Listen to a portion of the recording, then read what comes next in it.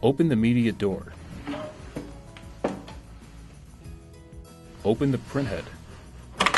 Use a Zebra Preventative Maintenance cleaning swab or pen to wipe along the brown strip on the printhead, or use a lint-free cloth or swab dipped in 99.7 isopropyl alcohol.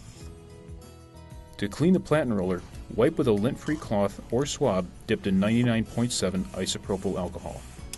Allow the solvent to evaporate. Close the printhead. Close the media door. Clean the printhead on a regular basis to extend its life and to prevent inconsistent print quality. Clean whenever you replace the ribbon on a thermal transfer printer, or when you replace the labels on a direct thermal printer. Also clean the printhead whenever the Clean Head Now appears on the display. We recommend using a Zebra Preventative Maintenance Kit.